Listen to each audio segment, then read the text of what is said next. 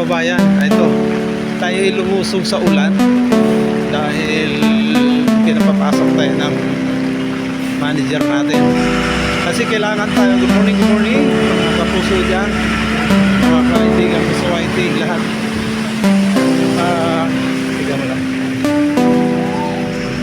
Parang lang. Pumasok tayo dahil i-check natin yung mall. Kasi responsibilidad din natin yun.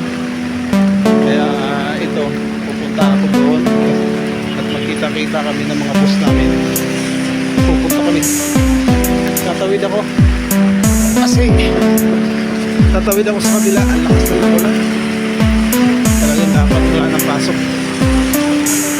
Kaya tatawid ako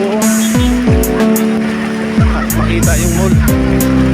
Kasi ang daming pasahero, ang daming nag-abang din, ang daming, kaya tingnan ko ano nangyayari. Kailangan makita yung mall sa nangyayari sa loob. Ang lakas na ng ulan, kaya ito, lumusong ako. Tingnan mo, napakalakas ng ulan.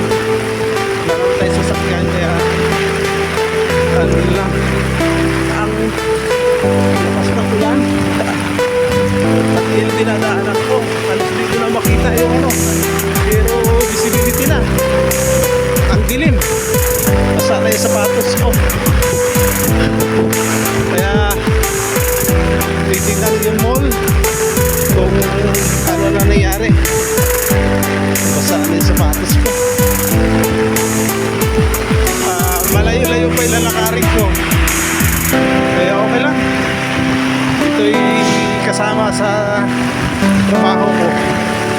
Kailangan ko rin nandun ako, hindi pwedeng wala ako doon kasi titignan niya yung ano, titignan yung nangyari doon. Ang lakas na ulan, gusto kong sumilong muna. Basa na yung sapatos ko, basa na yung pantalong ko. Kaya zero visibilities na, hindi mo na makikita yung dinadaanan. Basang-basa na sapatos ko.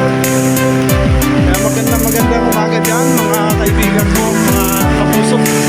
Tignan mo yung pagka namin sa akin sa BRT. Bus, kasi baha na nga doon sa may heritage. Wala makita yung ano. Yan.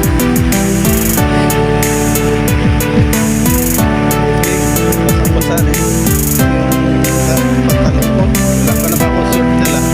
Nagdala pala ako. Meron ako isang pantalon sa locker. Wala ito gagamitin. Yan. Palit lang natin pantalon. Mga kababayan, nalakas ng ulan. Ang dilim-dilim. Ayan, hindi mo na makita yung group. Ano, SMOA. Ayan, talagang maglalakad ka papunta doon. Buti, malakas ay yung ulan. Buti walang hangin. Wala siyang dalang hangin. Ulan lang talaga. Ang napakadelikado naman ito, yung baha.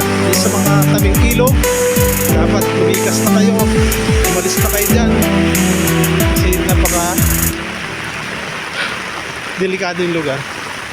Okay mga kababayan, update lang tayo. Maraming salamat po. Bye bye.